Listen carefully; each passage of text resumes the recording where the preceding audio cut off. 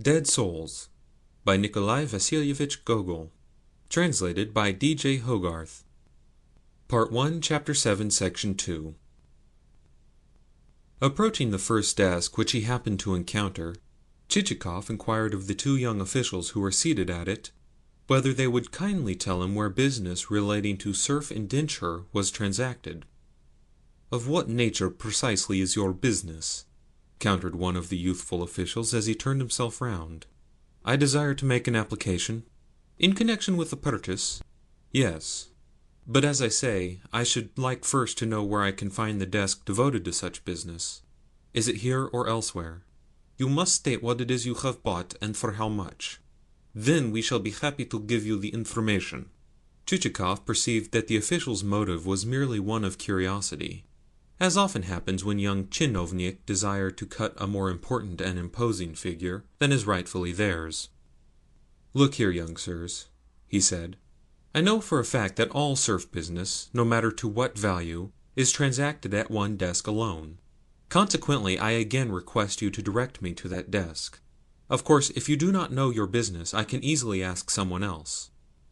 To this, the tchinovniks made no reply beyond pointing towards a corner of the room where an elderly man appeared to be engaged in sorting some papers. Accordingly, Chichikov and Manilov threaded their way in his direction through the desks, whereupon the elderly man became violently busy. "Would you mind telling me," said Chichikov, bowing, "whether this is the desk for serf affairs?" The elderly man raised his eyes and said stiffly, "This is not the desk for serf affairs." "Where is it, then?" "In the serf department." "And where might the serf department be?" "In charge of Ivan Antonovitch." "And where is Ivan Antonovitch?" The elderly man pointed to another corner of the room, whither Chichikov and Manilov next directed their steps. As they advanced, Ivan Antonovitch cast an eye backwards and viewed them askance.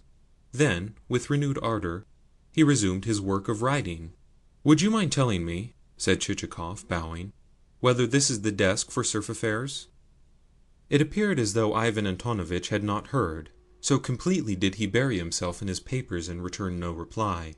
Instantly it became plain that he was at least of an age of discretion, and not one of your jejune chatterboxes and harum-scarums; for, although his hair was still thick and black, he had long ago passed his 40th year. His whole face tended towards the nose. It was what, in common parlance, is known as a pitcher mug. "Would you mind telling me," repeated Chichikov, "whether this is the desk for serf affairs?" "That it is," said Ivan Antonovitch, again lowering his jug-shaped jowl and resuming his writing. "Then I should like to transact the following business. From various landowners in this canton I have purchased a number of peasants for transfer. Here is the purchase list, and it needs but to be registered." "Have you also the vendors here?" "Some of them, and from the rest I have obtained powers of attorney." "And have you your statement of application?" "Yes. I desire, indeed it is necessary for me to do so, to hasten matters a little. Could the affair therefore be carried out through today?" "Today? Oh, dear no," said Ivan Antonovitch. "Before that can be done you must furnish me with further proofs that no impediments exist." "Then, to expedite matters, let me say that Ivan Grigoryevich, the president of the council, is a very intimate friend of mine." "Possibly," said Ivan Antonovitch without enthusiasm. "But Ivan Grigoryevich alone will not do. It is customary to have others as well." "Yes, but the absence of others will not altogether invalidate the transaction. I too have been in the service, and know how things can be done." "You had better go and see Ivan Grigoryevich," said Ivan Antonovitch more mildly. "Should he give you an order addressed to whom it may concern, we shall soon be able to settle the matter." Upon that Chichikov pulled from his pocket a paper, and laid it before Ivan Antonovitch. At once the latter covered it with a book. Chichikov again attempted to show it to him, but, with a movement of his head, Ivan Antonovitch signified that it was unnecessary. "A clerk," he added, "will now conduct you to Ivan Grigoryevitch's room." Upon that, one of the toilers in the service of Themis, a zealot who offered her such heartfelt sacrifices that his coat had burst at the elbows and lacked a lining, escorted our friends, even as Virgil had once escorted Dante, to the apartment of the presence. In this sanctum were some massive armchairs, a table laden with 2 or 3 fat books, and a large looking-glass. Lastly, in apparently sun-like isolation, there was seated at the table the president. On arriving at the door of the apartment, our modern Virgil seemed to have become so overwhelmed with awe that, without daring even to intrude a foot, he turned back, and, in doing so, once more exhibited a back as shiny as a mat, and, having adhering to it, in one spot, a chicken's feather. As soon as the 2 friends had entered the hall of the presence, they perceived that the president was not alone, but, on the contrary, had seated by his side Sobakevitch, whose form had hitherto been concealed by the intervening mirror. The newcomer's entry evoked sundry exclamations, and the pushing back of a pair of government chairs, as the voluminous-sleeved Sobakevitch rose into view from behind the looking-glass. Chichikov the president received with an embrace, and for a while the hall of the presence resounded with osculatory salutations, as mutually the pair inquired after one another's health. It seemed that both had lately had a touch of that pain under the waistband which comes from a sedentary life.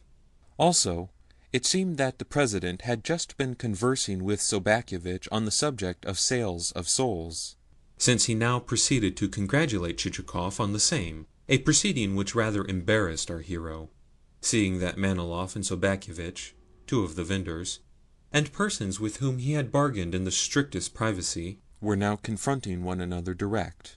However, Chichikov duly thanked the president, and then, turning to Sobakevitch, inquired after his health. "Thank God I have nothing to complain of," replied Sobakevitch, which was true enough, seeing that a piece of iron would have caught a cold and taken to sneezing sooner than would that uncouthly fashioned landowner. "Ah, yes, you have always had good health, have you not?" put in the president. "Your late father was equally strong." "Yes, he even went out bear-hunting alone," replied Sobakevitch. "I think that you too could worse a bear if you were to try a tussle with him," rejoined the president. "Oh no," said Sobakevitch. "My father was a stronger man than I am." Then with a sigh, the speaker added, "But nowadays there are no such men as he. What is even a life like mine worth?" "Then you do not have a comfortable time of it?" exclaimed the president. "No, far from it," rejoined Sobakevitch, shaking his head. "Judge for yourself, Ivan Grigorievitch. I am 50 years old, yet never in my life had been ill, except for an occasional carbuncle or boil. That is not a good sign. Sooner or later I shall have to pay for it." And he relapsed into melancholy. "Just listen to the fellow," was Chichikov's and the president's joint inward comment. "What on earth has he to complain of?" "I have a letter for you, Ivan Grigorievitch," went on Chichikov aloud, as he produced from his pocket Plushkin's epistle. "From whom?" inquired the president. Having broken the seal, he exclaimed, "Why, it is from Plushkin! To think that he is still alive! What a strange world it is! He used to be such a nice fellow, and now he is a cur," concluded Sobakevitch, "as well as a miser who starves his serfs to death." "Allow me a moment," said the president, and then he read the letter through. When he had finished, he added, "Yes, I am quite ready to act as Plushkin's attorney. When do you wish to purchase deeds to be registered, Monsieur Chichikov? Now or later?" "Now, if you please," replied Chichikov. "Indeed, I beg that, if possible, the affair may be concluded today, since tomorrow I wish to leave the town. I have brought with me both the forms of indenture and my statement of application." "Very well. Nevertheless, we cannot let you depart so soon. The indentures shall be completed today, but you must continue your sojourn in our midst. I will issue the necessary orders at once." So saying, he opened the door into the general office, where the clerks looked like a swarm of bees around a honeycomb, if I may liken affairs of government to such an article. "Is Ivan Antonovitch here?" asked the president. "Yes," replied a voice from within. "Then send him here." Upon that, the pitcher-faced Ivan Antonovitch made his appearance in the doorway, and bowed. "Take these indentures, Ivan Antonovitch," said the president, "and see that they—" "But first I would ask you to remember," put in Sobakevitch, "that witnesses ought to be in attendance, not less than 2 on behalf of either party, Let us therefore send for the public prosecutor, who has little to do, and has even that little done for him by his chief clerk Zolotucha. The inspector of the medical department is also a man of leisure, and likely to be at home, if he has not gone out to a card party. Others also there are all the men who cumber the ground for nothing. Quite so, agreed the president, and at once dispatched a clerk to fetch the persons named. Also, requested Chichikov, I should be glad if you would send for the accredited representative of a certain lady landowner with whom I have done business. He is the son of a Father Cyril, and a clerk in your offices. Certainly we shall call him here, replied the president.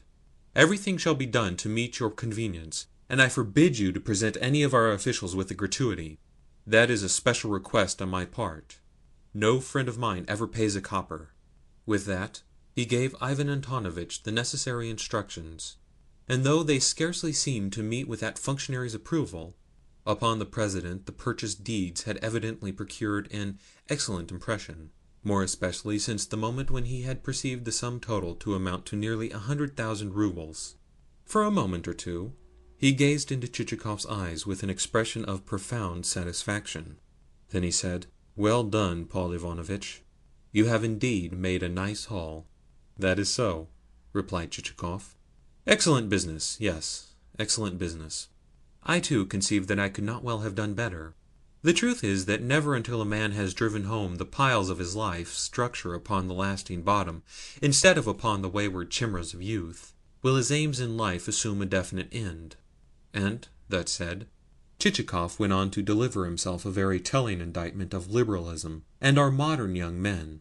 Yet in his words there seemed to lurk a certain lack of conviction. Somehow he seemed secretly to be saying to himself, "My good sir, you are talking the most absolute rubbish, and nothing but rubbish." Nor did he even throw a glance at Sobakevitch and Manilov. It was as though he were uncertain what he might not encounter in their expression. Yet he need not have been afraid. Never once did Sobakevitch's face move a muscle, and as for Manilov, he was too much under the spell of Chichikov's eloquence to do aught beyond nod his approval at intervals, and strike the kind of attitude which is assumed by lovers of music when a lady singer has, in rivalry of an accompanying violin, produced a note whereof the shrillness would exceed even the capacity of a bird's throstle. "But why not tell Ivan Grigorievitch precisely what you have bought?" inquired Sobakevitch of Chichikov. "And why, Ivan Grigorievitch, do you not ask Monsieur Chichikov precisely what his purchases have consisted of? What a splendid lot of serfs, to be sure! I myself have sold him my wheelwright, Michiev." "What, you have sold him Michiev?" exclaimed the president. "I know the man well. He is a splendid craftsman, and on one occasion made me a droshky, a sort of low four-wheeled carriage. Only, well, lately didn't you tell me that he is dead?" "That Michiev is dead?" re-echoed Sobakevitch, coming perilously near to laughing. "Oh dear, no. That was his brother. Michiev himself is very much alive, and in even better health than he used to be. Any day he could knock you up a britchka such as you could not procure even in Moscow. However, he is now bound to work for only one master." "Indeed, a splendid craftsman," repeated the president. "My only wonder is that you can have brought yourself to part with him. Then think you that Michiev is the only serf with whom I have parted? Nay, for I have parted also with Probka Stepan, my carpenter, with Milushkin, my bricklayer, and with Telyatnikov, my bootmaker. Yes, the whole lot I have sold." And to the president's inquiry why he had so acted, seeing that the serfs named were all skilled workers and indispensable to a household, Sobakevitch replied that a mere whim had led him to do so, and thus the sale had owed its origin to a piece of folly. Then he hung his head as though already repenting of his rash act, and added, "Although a man of grey hairs, I have not yet learned wisdom." "But," inquired the president further, "how comes it about, Paul Ivanovitch, that you have purchased peasants apart from land? Is it for transferment elsewhere that you need them?" "Yes." "Very well, then, that is quite another matter. To what province of the country?" "To the province of Kherson." "Indeed! That region contains some splendid land," said the president, whereupon he proceeded to expatiate on the fertility of the Kherson pastures. And have you much land there? He continued. Yes, quite sufficient to accommodate the serfs whom I have purchased. And is there a river on the estate, or a lake? Both. After this reply, Chichikov involuntarily threw a glance at Sobakevitch, and though the landowner's face was as motionless as ever, the other seemed to detect in it, "You liar! Don't tell me that you own both a river and a lake, as well as the land which you say you do." Whilst the foregoing conversation had been in progress, various witnesses had been arriving on the scene. They consisted of the constantly blinking public prosecutor, the inspector of the medical department, and others. All, to quote Sobakevitch, men who cumbered the ground for nothing. With some of them, however, Chichikov was altogether unacquainted, since certain substitutes and supernumeraries had to be pressed into the service from among the ranks of the subordinate staff. There also arrived, in answer to the summons, not only the son of Father Cyril before mentioned, but also Father Cyril himself. Each witness appended to his signature a full list of his dignities and qualifications. One man in printed characters, another in flowing hand, a third in topsy-turvy characters of a kind never before seen in the Russian alphabet, and so forth. Meanwhile, our friend Ivan Antonovitch comported himself with not a little address, and after the indentures had been signed, docketed, and registered, Chichikov found himself called upon to pay only the merest trifle in the way of government percentages and fees for publishing the transaction in the official gazette. The reason of this was that the President had given orders that only half the usual charges were to be exacted from the present purchaser, the remaining half being somehow debted to the account of another applicant for serf registration. "And now," said Ivan Gregorievitch, when all was completed, "we need only to wet the bargain." "For that too I am ready," said Chichikov. "Do you but name the hour. If, in return for your most agreeable company, I were not to set a few champagne corks flying, I should indeed be in default. But we are not going to let you charge yourself for anything whatsoever. We must provide the champagne, for you are our guest, and it is for us, it is our duty, it is our bounden obligation, to entertain you. Look here, gentlemen, let us adjourn to the house of the chief of police. He is the magician who needs but to wink when passing a fishmonger's or a wine merchant's. Not only shall we fare well at his place, but also we shall get a game of whist." To this proposal no one had any objections to offer, for the merest mention of the fish shop aroused the witnesses' appetite. Consequently, the ceremony being over, there was a general reaching for hats and caps. As the party were passing through the general office, Ivan Antonovitch whispered in Chichikov's ear, with the courteous inclination of his jug-shaped physiognomy, "You have given 100,000 roubles for the serfs, but have paid me only a trifle for my trouble." "Yes," replied Chichikov with a similar whisper. "But what sort of serfs do you suppose them to be? They are a poor useless lot, and not worth even half the purchase money."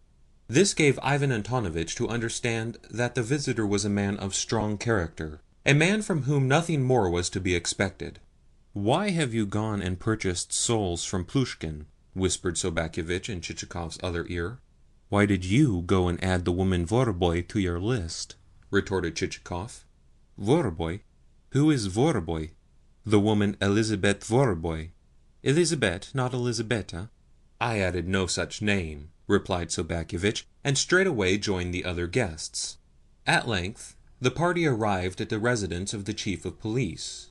The latter proved indeed a man of spells, for no sooner had he learnt what was afoot than he summoned a brisk young constable, whispered in his ear, adding laconically, "You understand, do you not?" and brought it about that, during the time that the guests were cutting for partners at whist in an adjoining room, the dining table became laden with sturgeon, caviar, salmon, herrings, cheese, smoked tongue, fresh roe, and a potted variety of the same, all procured from the local fish market, and reinforced with additions from the host's own kitchen.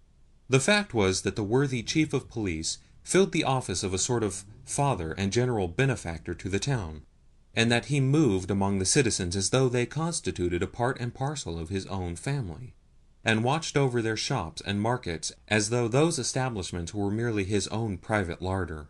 Indeed, it would be difficult to say, so thoroughly did he perform his duties in this respect, whether the post most fitted him, or he the post. Matters were also so arranged that though his income more than doubled that of his predecessors, he had never lost the affection of his fellow townsmen. In particular did the tradesmen love him, since he was never above standing godfather to their children, or dining at their tables. True, he had differences of opinion with them, and serious differences at that, but always these were skilfully adjusted by his slapping the offended ones jovially on the shoulder, drinking a glass of tea with them, promising to call at their houses and play a game of chess, asking after their belongings, and, should he learn that a child of theirs was ill, prescribing the proper medicine. In short, he bore the reputation of being a very good fellow. On perceiving the feast to be ready, the host proposed that his guests should finish their whist after luncheon, whereupon all proceeded to the room whence for some time past an agreeable odour had been tickling the nostrils of those present, and towards the door of which Sobakevitch in particular had been glancing since the moment when he had caught sight of a huge sturgeon reposing on the sideboard.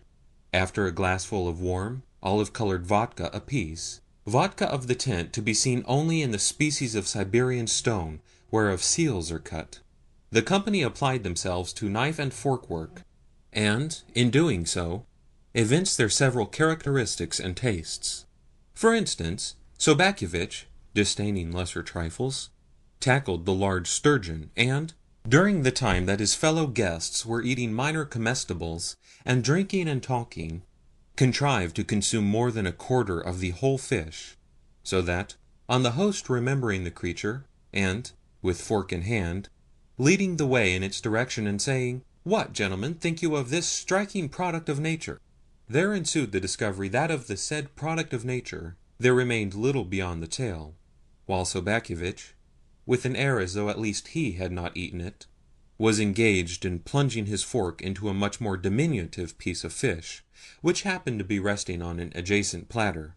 After his divorce from the sturgeon, Sobakevitch ate and drank no more, but sat frowning and blinking in an armchair. Apparently the host was not a man who believed in sparing the wine, for the toasts drunk were innumerable. The first toast, as the reader may guess, was quaffed to the health of the new landowner of Kherson, the second to the prosperity of his peasants, and their safe transferment, and a third to the beauty of his future wife, a compliment which brought to our hero's lips a flickering smile.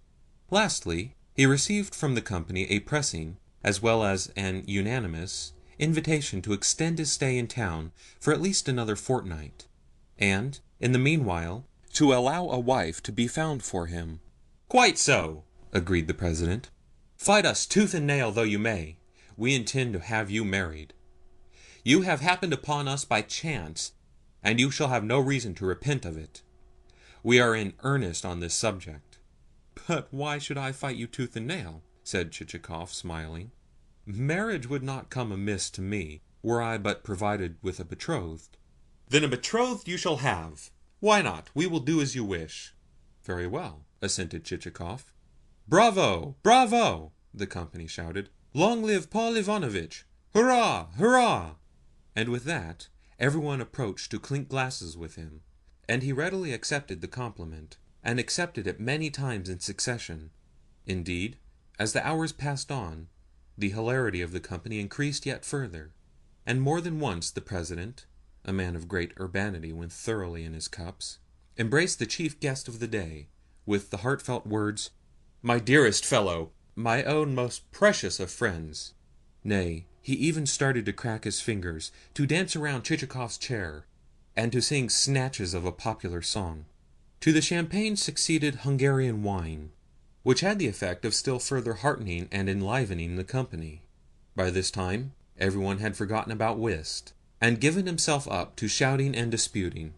Every conceivable subject was discussed, including politics and military affairs, and in this connection guests voiced jejune opinions for the expressions of which they would, at any other time, have soundly spanked their offspring. Chichikov, like the rest, had never before felt so gay and, imagining himself really and truly to be the landowner of Kherson, spoke of various improvements in agriculture, of the three-field system of tillage. Begin footnote. The system by which, in annual rotation, 2/3 of a given area are cultivated, while the remaining third is left fallow. End footnote. And of the beatific felicity of a union between two kindred souls. Also, he started to recite poetry to Sobakevitch, who blinked as he listened, for he greatly desired to go to sleep. At length the guests of the evening realized that matters had gone far enough, so begged to be given a lift home, and was accommodated with the public prosecutor's drozhki. Luckily, the driver of the vehicle was a practiced man at his work, for, while driving with one hand, he succeeded in leaning backwards and, with the other, holding Chichikov securely in his place. Arrived at the inn, our hero continued babbling a while about a flaxen-haired damsel with rosy lips and a dimple in her right cheek, about villages of his in Kherson, and about the amount of his capital. Nay, he even issued seigneurial instructions that Selifan should go and muster the peasants about to be transferred, and make a complete and detailed inventory of them. For a while, Selifan listened in silence. Then he left the room, and instructed Petrushka to help the Baron to undress. As it happened, Chichikov's boots had no sooner been removed than he managed to perform the rest of his toilet without assistance, to roll onto the bed, which creaked terribly as he did so, and to sink into sleep in every way worthy of a landowner of Kherson. Meanwhile, Petrushka had taken his master's coat and trousers of bilberry-colored check into the corridor, where, spreading them over a close's horse, he started to flick and to brush them, and to fill the whole corridor with dust. Just as he was about to replace them in his master's room, he happened to glance over the railing of the gallery, and saw Selifan returning from the stable. Glances were exchanged, and in an instant the pair had arrived at an instinctive understanding, an understanding to the effect that the Baron was sound asleep, and that, therefore, one might consider one's own pleasure a little. Accordingly, Petrushka proceeded to restore the coat and trousers to their appointed places, and then descended the stairs, whereafter he and Selifan left the house together. Not a word passed between them as to the object of their expedition. On the contrary, they talked solely of extraneous subjects. Yet their walk did not take them far. It took them only to the other side of the street, and thence into an establishment which immediately confronted the inn. Entering a mean, dirty courtyard covered with glass, they passed thence into a cellar where a number of customers were seated around small wooden tables. What, thereafter, was done by Selifan and Petrushka, God alone knows. At all events, within an hour's time they issued, arm in arm, in profound silence, yet remained markedly assiduous to one another, and ever ready to help one another around an awkward corner. Still linked together, never once releasing their mutual hold, they spent the next quarter of an hour in attempting to negotiate the stairs of the inn, but at length even that ascent had been mastered, and they proceeded further on their way. Halting before his mean little pallet, Petrushka stood a while in his thought. His difficulty was how best to assume a recumbent position. Eventually, he laid down on his face, with his legs trailing over the floor, after which Selifan also stretched himself upon the pallet, with his head resting upon Petrushka's stomach, and his mind wholly oblivious to the fact that he ought not have been sleeping there at all, but in the servants' quarters, or in the stable beside his horses. Scarcely a moment had passed before the pair were plunged in slumber, and emitting the most raucous snores, to which their master, next door, responded with snores of a whistling and nasal order. Indeed, before long, everyone in the inn had followed their soothing example, and the whole street lay plunged in complete restfulness. Only in the window of the room of the newly arrived lieutenant from Ryazan did a light remain burning. Evidently, he was a devotee of boots, for he had purchased 4 pairs, and was now trying on a 5th. Several times he approached the bed with a view to taking off the boots and retiring to rest, but each time he failed, for the reason that the boots were so alluring in their make that he had no choice but to lift up first one foot and then the other, for the purpose of scanning their elegant welts. End of Part 1, Chapter 7.